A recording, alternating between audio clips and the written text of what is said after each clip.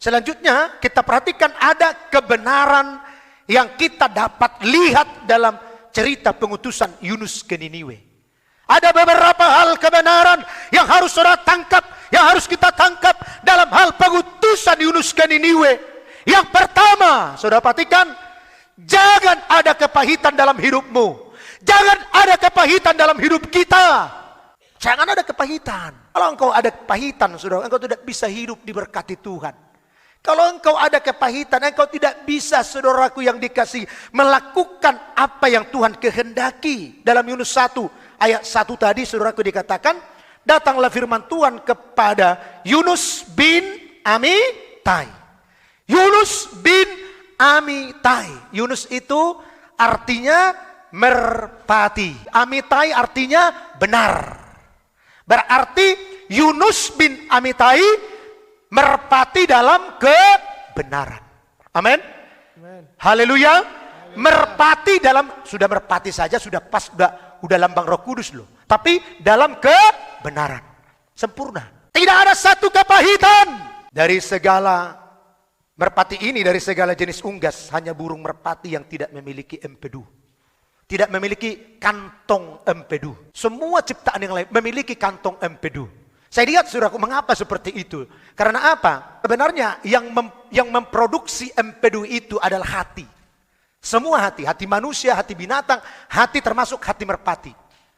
Dan saudaraku, merpati ini tidak punya kantong empedu. Karena apa? Hatinya memproduksi, saudaraku, empedu itu dan langsung disalurkan ke usus 12 jari. Saya baca, saudaraku, tentang merpati ini. Dan empedu ini berfungsi untuk mengurai lemak yang engkau makan, yang kita makan, yang dimakan oleh burung, yang dimakan oleh binatang-binatang, maka empedu inilah mengurainya. Dan empedu ini ditransfer atau dikirim ke usus 12 jari. Jadi saudara bisa bayangkan kalau manusia tidak punya empedu, engkau makan, maka engkau akan begah. Makan yang berlemak engkau akan begah. Semua kan kolesterol. Jadi luar biasa ciptaan Tuhan itu. Dan lihatlah, saudaraku, yang dikasihi dalam nama Tuhan, burung merpati tidak memiliki kantong empedu. Sebabnya burung merpati ini, kalau boleh saudaraku orang-orang tafsirkan, tidak ada kepahitan. Tidak ada kepahitan. Ya, merpati juga digambarkan sebagai lambang dari Roh Kudus.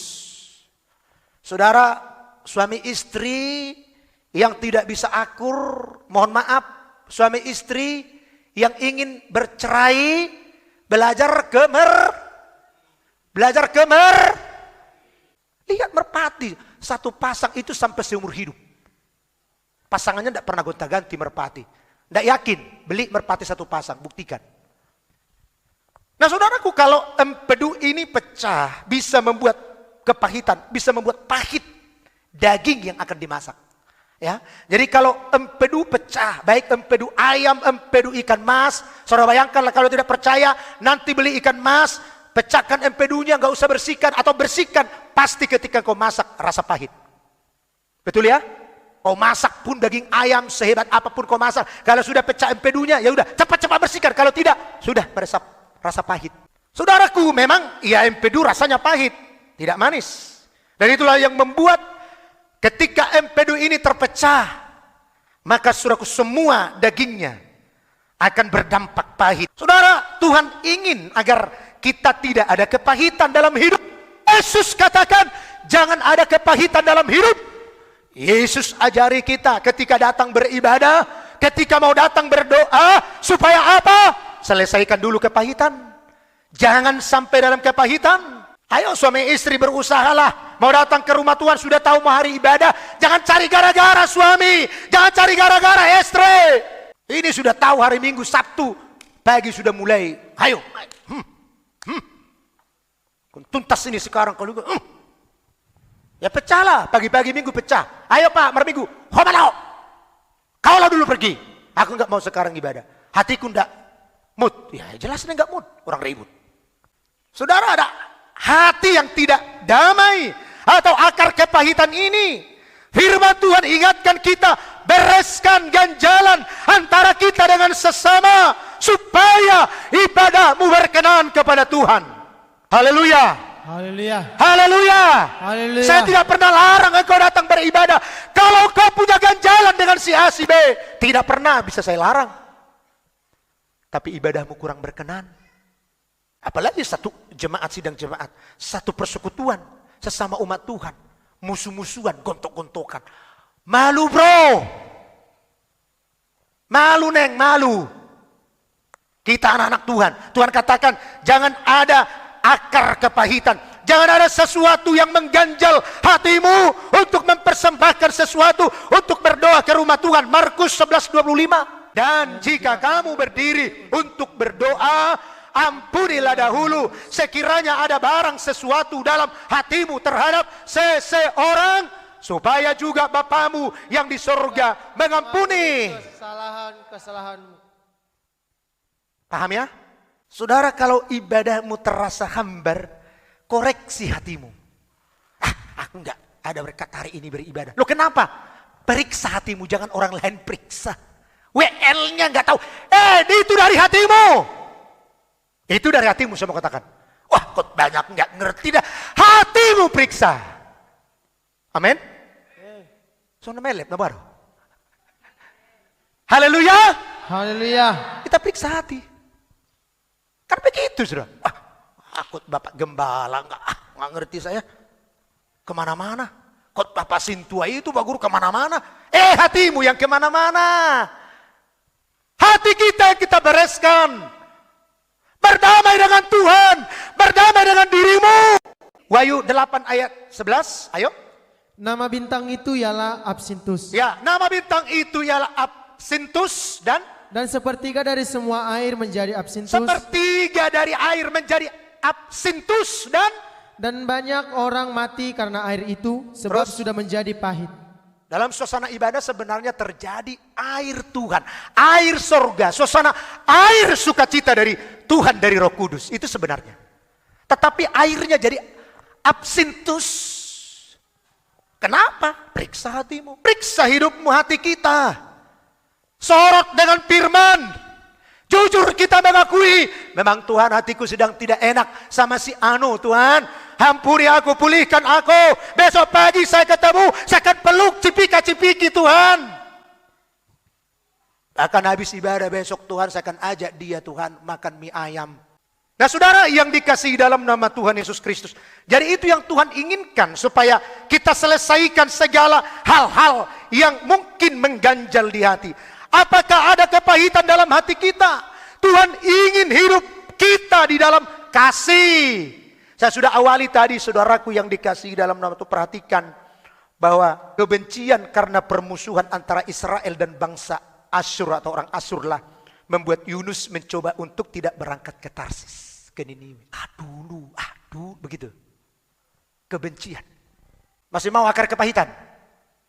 Hah? Lihatlah orang yang suka akar kepahitan. Berkatnya sulit. Wajahnya kan keriput. Gampang marah. Muda tua. Seorang yang kepahitan dalam hidup akan membawa pencemaran bagi sekelilingnya, juga bagi dirinya sendiri. Berdampak, saudara. Dalam Ayub 21 ayat 25, coba. Yang lain mati dengan sakit hati. Dengan tidak pernah merasakan kenikmatan. Sakit hati terus. Ya, dari awal sampai akhir sakit hati. Saudara bayangkanlah itu. Bagaimana saudaraku suasana mendekati orang yang sakit hati. Itu bagaikan singa, melebihi singa yang kehilangan anaknya. Tunggu Pak Kuling Hoi. Melarung lagi sedang akar kepahitan. Boy Pak Kuling Hoi, horo salah, semproton naruho. Ay ho, saya nasusuh horo. Gitu. Sebelum engkau ngomong ke dia, doakan dulu. Gumuli, Tuhan tolong. Aku mau ngomong dengan dia. Kepahitan saya tolak dalam nama Tuhan Yesus. Baru ngomong. Kisah 8 ayat 22. Ini kepahitan bagaikan empedu yang menghancurkan. Jadi bertobatlah dari kejahatanmu ini. Ya, bertobatlah dari kejahatanmu ini dan berdoalah kepada Tuhan. Berdoalah kepada Tuhan. Supaya ia mengampuni niat hatimu. 23. Sebab kulihat bahwa apa? Bahwa hatimu telah seperti empedu yang pahit dan terjerat dalam kejahatan. Kan ngeri sebenarnya, saudara. Akar kepahitan ini bukan hanya saudaraku untuk kita. Mungkin kalau untuk kita langsung mati sudah, ini berdampak kepada banyak orang. Kejahatan demi kejahatan, terjerat dalam kejahatan. Itu akar kepahitan.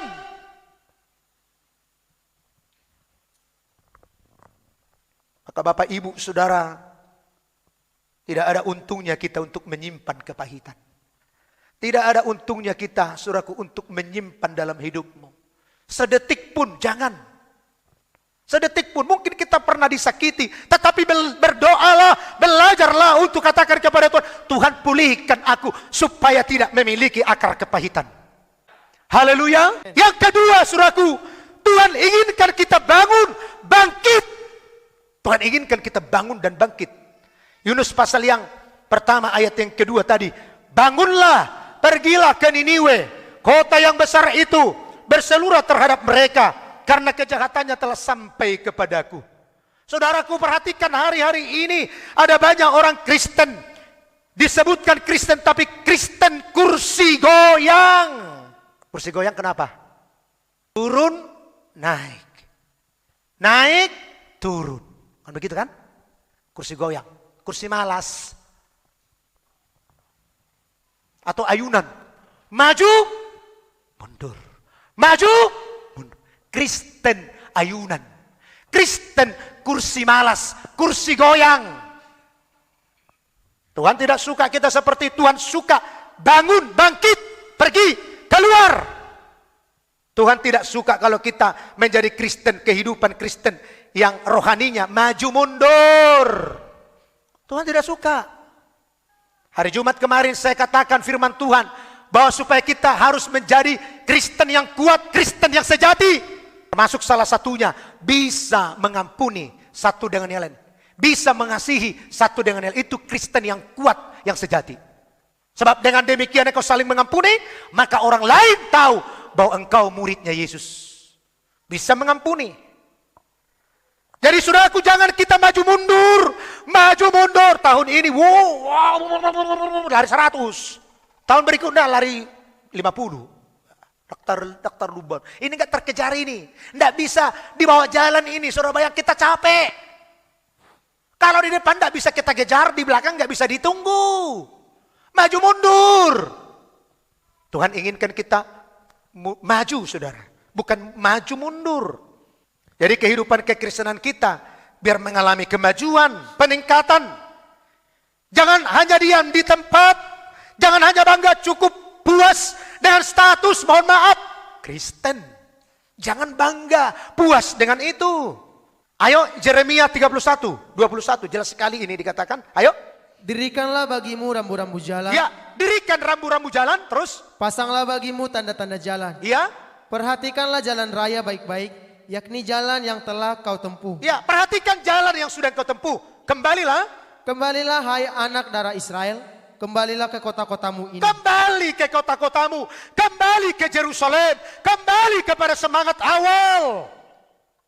Kembali kepada roh yang berkobar-kobar. Berapa lama lagi engkau mundur Berapa maju? lama lagi engkau maju mundur?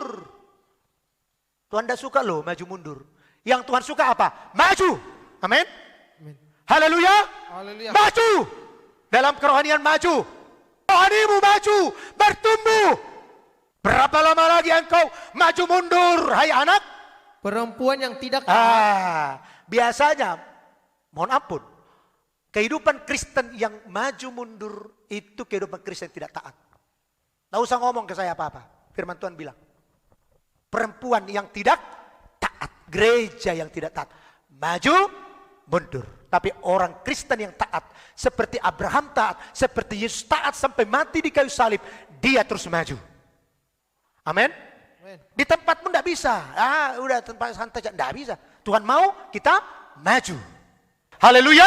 Haleluya. Kalau di tempatnya seperti apa yang saya katakan tadi, bangga dengan statusmu, bangga yang sudah kau lakukan. Aku sudah melayani, aku sudah beribadah 3 kali 4 kali seminggu. Jangan bangga dengan itu. Tingkatkan kehidupan rohanimu. Beribadah. Ini saya rasa tema umum di gereja ini, beribadah untuk hari Minggu saja lulus beribadah. Minggu lulus beribadah. Itu dulu latih dirimu. Ya, mungkin saudara tidak datang beribadah minggu karena apa? Saya lagi sakit, ya mau bilang apa? Itu pun kalau orang yang memang berapi-api, ya nanti pasti sembuh, pasti dia datang terobos. Apalagi penyakitnya bisa dibawa, atau bisa masih ditahan-tahan. Oh, pokoknya nanti di gereja saya sembuh. Ya sembuh, sesuai dengan imanmu. Tetapi kalau mungkin engkau kerja, ya berdoa, bergumul, Tuhan tolonglah supaya hari Minggu saya tidak bekerja, supaya jam-jam ibadah saya tidak bekerja. Tolong Tuhan berikan pekerjaan yang lebih baik, tolong Tuhan berikan kemudahan-kemudahan dalam pekerjaan, sehingga tidak ada halangan atau gangguan dalam pekerjaan hari ini, sehingga besok aku tidak terganggu beribadah. Kan digumuli. Haleluya.